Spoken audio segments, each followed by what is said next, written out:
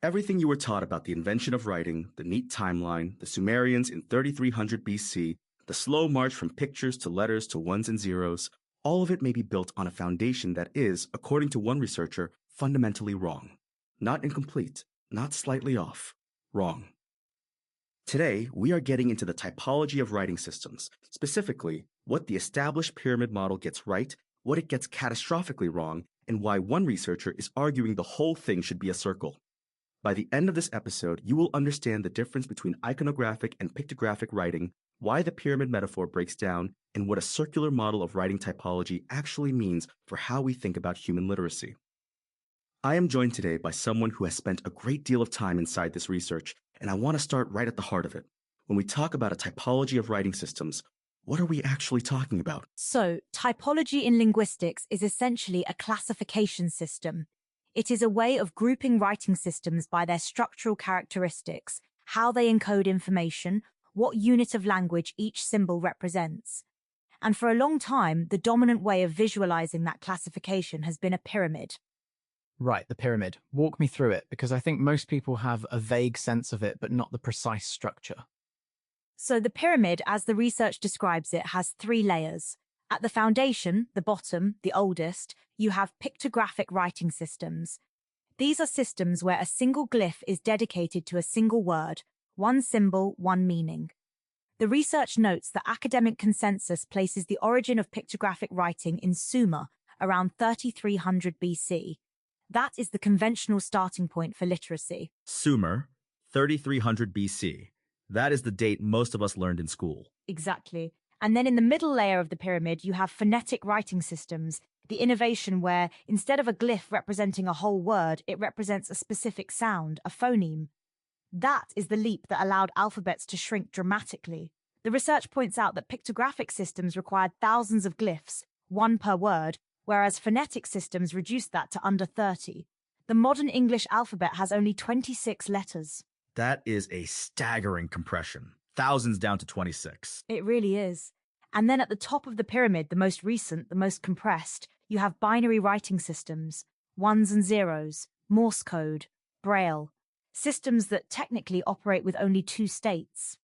The research makes a point of insisting that binary is absolutely a human interface language. It cites Braille as the obvious example, and also the Kung people of southern Africa, whose spoken language is composed entirely of clicks. That is binary modulation of sound. Oh, that is a fascinating connection.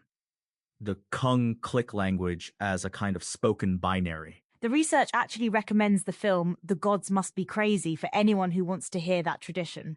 But the point is, the pyramid gives you this clean hierarchy. Pictographic at the base, phonetic in the middle, binary at the top. Oldest to newest, simplest to most compressed. And it has been the dominant framework in linguistics for a long time. So where does the researcher say it goes wrong? The researcher, who publishes under the name An Unknown Soldier, argues that the pyramid is wrong because it places pictographic writing at the foundation, as if that is where writing begins. But the research claims to have identified an antecedent, a writing system that predates pictographic writing. And that system is what the researcher calls iconographic writing. Iconographic writing. Define that for me, because I think people will conflate it with pictographic, and they are not the same thing. That distinction is absolutely central to the whole argument. Pictographic writing modulates verbal information. Each glyph is tied to a word, which is tied to a sound in a specific language. So a pictographic system is, at its core, language dependent. Iconographic writing, as the research defines it, modulates visual information, not verbal information.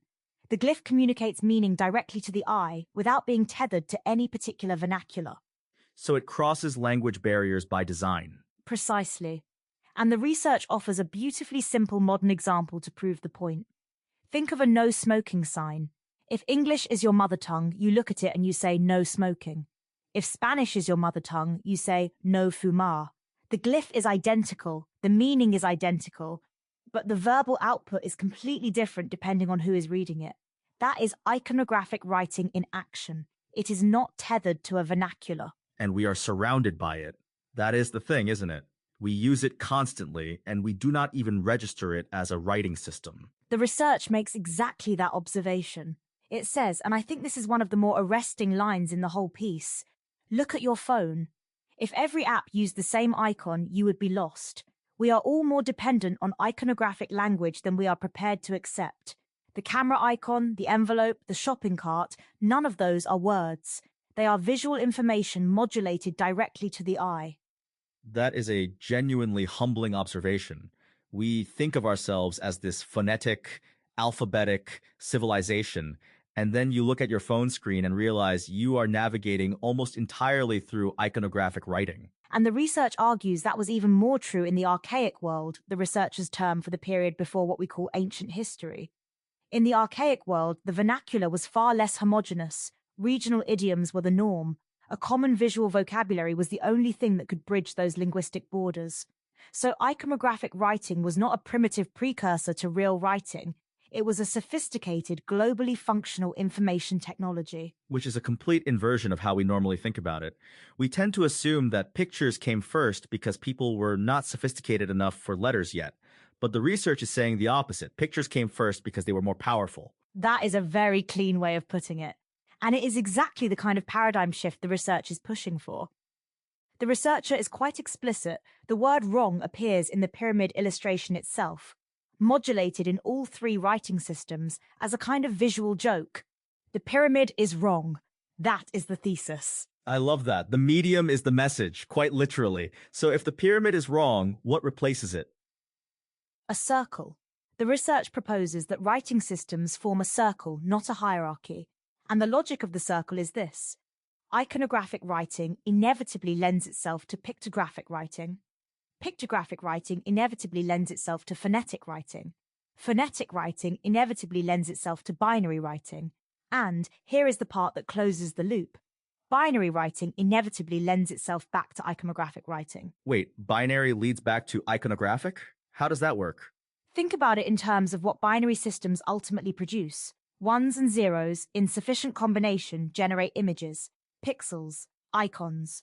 The entire visual interface of the digital world is, at its root, binary code rendering iconographic information. Your phone screen is binary writing expressing itself as iconographic writing. The circle closes. That is actually a remarkable observation. The most advanced writing system we have, machine code, ends up producing the oldest form of writing. We have gone all the way around. And that is precisely why the researcher argues the circle is the more accurate metaphor. The pyramid implies a direction, upward, from primitive to advanced. The circle implies something more dynamic. It allows for what the research calls cross-modulation, where information can be expressed in multiple systems simultaneously. It also removes the hierarchical stress, as the researcher puts it, that comes with the pyramid. No system is at the top, no system is at the bottom. And it removes the obsession with who was first. Exactly. The research is quite candid about this. The researcher says at one point that somewhere along the way, they just realized that all the conditioning received through formal and informal education was not just wrong, it was damaged. The need to establish chronological priority, to determine who invented writing first, had been obscuring a much more interesting question, which is how these systems relate to each other structurally. That is a striking admission. And I think it resonates, because so much of how we teach history is organized around firsts. First civilization, first writing, first city. But if the circle model is right, those firsts become much less meaningful. The research makes that point in a very specific way.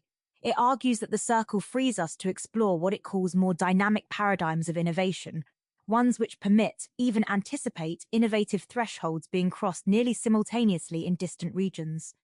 So rather than a single point of origin for writing, you might have multiple cultures arriving at similar iconographic conventions independently, because the underlying logic of the system is universal. Which would explain the geographical scope of what the researcher claims to have found, because the research does not confine this to one region, does it? Not at all. The research describes the geographical breadth of the iconographic record as global. The researcher states having identified iconographic writing in use across the Mediterranean, Celtic Europe, Scandinavia, Arabia, pre-Vedic India, Southeast Asia's Mekong region, Korea, Japan, Mongolia, and across the Americas, North, Central, South, and the Caribbean. The research also mentions Indonesia, Australia, and Polynesia. That is essentially every inhabited continent. The researcher puts it plainly, the only continent not represented in the iconographic record is Antarctica. And the chronological depth claimed is equally striking.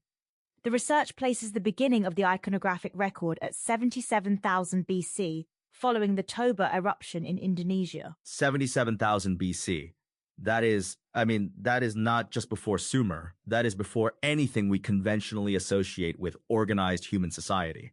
And the researcher is aware of how that sounds. There is a deliberate caution in the research about not offering radiocarbon dates for the earliest examples, because the researcher knows that will be the first line of attack from critics. Instead, the research points to flowstone formation rates as an indicative dating method for certain compositions. But the key point for our purposes for the typology discussion is that even the most conservative example the research offers is the Brintzflythe patterned stone, which was buried in archaeological contexts dated to 3500 BC. And 3500 BC is significant because it is at least 300 years before pictographic writing is recognized to have been invented in Sumer. And it is roughly 400 years before the first dynasty of ancient Egypt. So if the Brintzflythe stone is genuinely a composition in an iconographic writing system, and the researcher deciphered it in 2011 at the National Museum of Wales, then the foundation of the pyramid is already crumbling. Pictographic writing cannot be the beginning if something else was already in use centuries earlier. That is the crux of it, isn't it? The pyramid model only works if pictographic writing is the oldest. The moment you establish an antecedent, the whole structure collapses. And the researcher is explicit about this.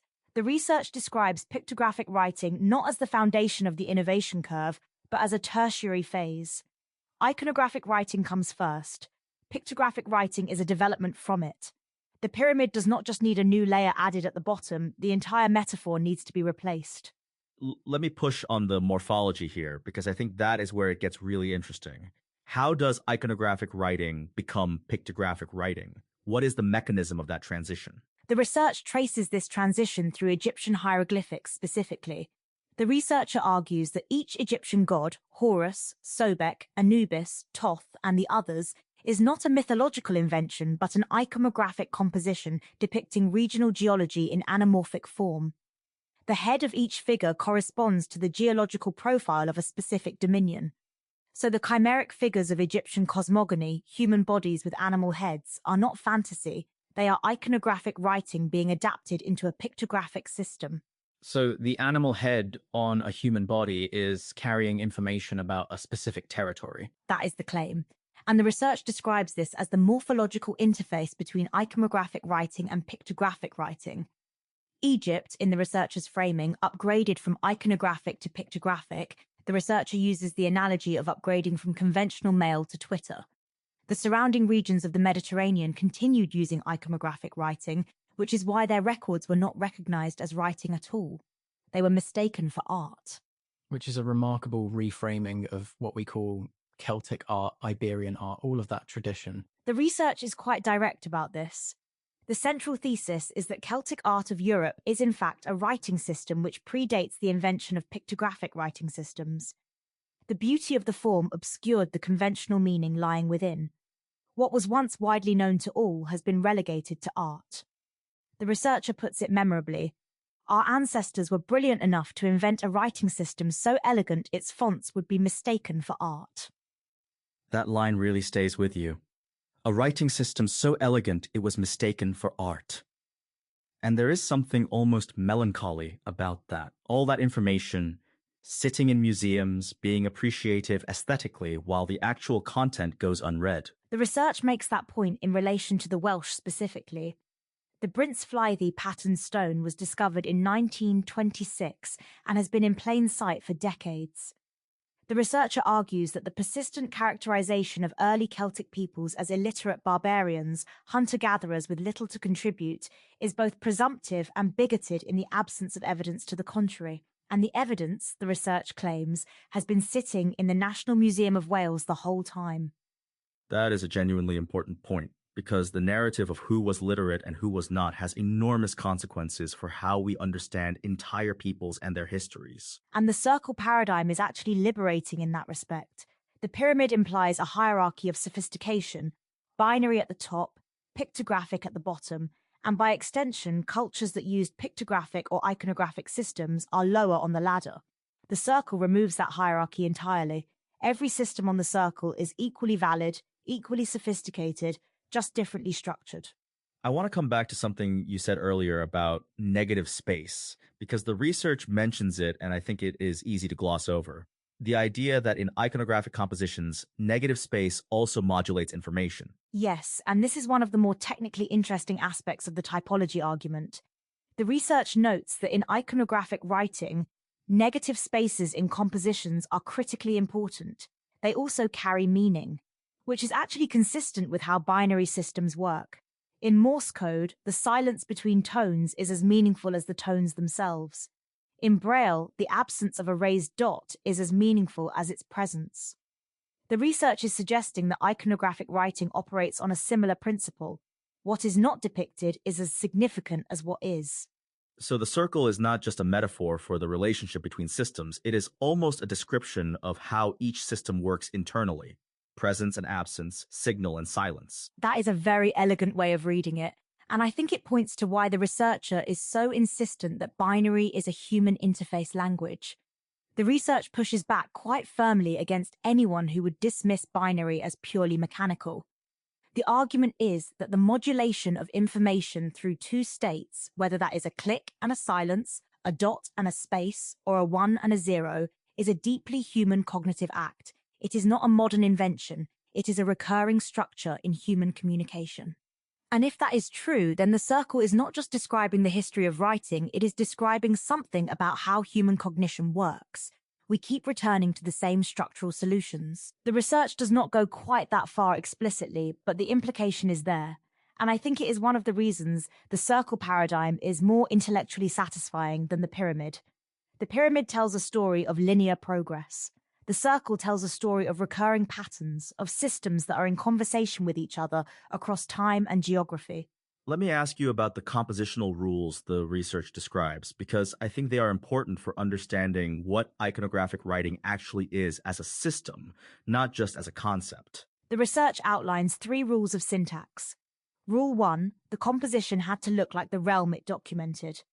The borders and general details were based on cartography. Rule 2, the king had to look like the kingdom. This is the rule that explains the elaborate headdresses of archaic rulers. The regalia was not decorative, it was informational. Rule 3, every station of the nobility and many domains of the learned had to be represented by icons within the boundary of the realm, and almost always in geophysical relationship to each other. So these compositions are not just maps, they are constitutional documents. They are recording the structure of a society. The research uses exactly that word, constitutions. The researcher describes these compositions as documents detailing the structure and function of archaic societies, and calls those societies kingdoms, for lack of a better word. Each composition is, in effect, a census of the principal leadership nodes and institutions which comprised a realm. The research says we can make alarmingly accurate correlations of iconography to geology, and from that reconstruct an accurate model of the body politic going back further than the researcher is willing to state. That is an extraordinary claim, and I imagine it is also where the most significant academic resistance will come from. The researcher anticipates that resistance explicitly. There is a recurring phrase in the research, the crackpot test. The researcher keeps acknowledging that each new claim sounds implausible, and then says, "Stay a while, I will be faithful." It is a deliberate rhetorical strategy, acknowledge the skepticism, then provide the evidence. And the researcher is candid that the scope of the work is so massive it would take generations to complete. The research describes over 3 million artifacts in the national collections of the British Isles alone, and estimates that if 5 minutes were devoted to each, it would require 150 years just to complete a first pass. Which is a remarkable act of intellectual humility, actually, to make a discovery of this claimed magnitude and then immediately say, I have read only a fraction of the record. The research describes it as a prospective analysis, not a conclusive statement. It is a demonstration of the importance of the narratives which are emerging from the iconographic record. The researcher is not claiming to have finished the work. The claim is to have found the method, the key, and to be demonstrating its application. And the method itself, the cartographic basis of the compositions, is what makes the whole system legible. Once you know that the composition is meant to look like the realm, you have a frame of reference for decoding everything else within it. Exactly. And the cartographic method the research describes, which the researcher calls solaromancy in its archaic priestly form, is essentially the same technique taught in basic military training. Using a staff and the sun to establish a perfect east-west line, then measuring azimuths to landmarks. The researcher notes this is more accurate than modern GPS satellites. And it is this method, the research argues, that allowed archaic scribes to document the contours of their regions with remarkable precision. So the information technology was embedded in the landscape itself. The realm was the document. That is a very precise way of putting it. And it connects back to the typology argument in an interesting way. If the composition has to look like the realm, if cartography is the foundation of the writing system, then the system is inherently visual, inherently iconographic. It cannot be phonetic, because phonetic systems are language dependent, and the realm looks the same regardless of what language you speak. The visual foundation of the system is not a limitation. It is the whole point. So when you step back from all of this, the pyramid, the circle, the compositional rules, the cartographic foundations, what does it really come down to? It comes down to a question about what we mean by literacy. If the pyramid model is correct, then literacy begins in Sumer in 3300 BC, and everything before that is prehistory, by definition, unwritten. But if the circle model is correct, then literacy is much older, much more widespread, and much more diverse than we have been willing to accept. The research is asking us to expand our definition of writing to include systems that modulate visual information without being tethered to a verbal language. And once you do that, the history of human communication looks completely different. And the stakes of that are not just academic. If entire peoples, the Welsh, the Iberians, the pre-dynastic Egyptians, cultures across Asia and the Americas, were literate in a system we have not recognized as writing, then the story we tell about human civilization is missing most of its chapters. The research puts it in terms of what was lost. The beauty of the form obscured the conventional meaning lying within. What was once widely known to all has been relegated to art. Thousands of years of history, the research claims, are comprehensively documented in an iconographic record that is sitting in museums and archaeological sites around the world, waiting to be read. The compositions are not silent. We just forgot how to listen to them. That is a haunting image. Thousands of years of history, in plain sight, in every museum in the world, and we have been looking at it as decoration. And the circle paradigm is what makes it possible to read them again. Because the circle does not just describe the relationship between writing systems, it describes the relationship between the archaic world and our own. Binary writing leads back to iconographic writing. Our most advanced technology is producing the oldest form of human communication. We have not left iconographic writing behind. We have returned to it. Here is what this really comes down to, I think. The pyramid told us a story about progress. Writing got better, got more efficient, moved upward. The circle tells us a different story. It tells us that human beings have always been solving the same fundamental problem. How do you share what you know with someone who does not speak your language, who lives in a different place, who will come after you when you are gone? And the solutions keep finding each other. And the research makes the point that the circle is not just more accurate, it is more generous. It does not rank systems, it does not rank the cultures that use them. It recognizes that a no-smoking sign and an Egyptian hieroglyph and a Celtic knotwork composition and a pixel on your phone screen are all doing the same fundamental thing. They are modulating visual information to communicate across the barrier of language. That is not primitive. That is elegant. And perhaps the most unsettling implication of all, if the researcher is right, then the moment we invented the internet, the moment we filled our screens with icons and emojis and visual interfaces, we did not move forward into something new. We moved in a circle, back to something very, very old. The research would say that is not unsettling at all. It is exactly what you would expect. The circle anticipates it. Every system lends itself to the next, and ultimately, binary language lends itself back to iconographic language. We are not at the end of the story. We are somewhere on the circle, and the circle keeps turning. So the next time you unlock your phone and tap an icon, just remember, you are not doing something new. You are doing something that, according to this research, human beings have been doing for 77,000 years.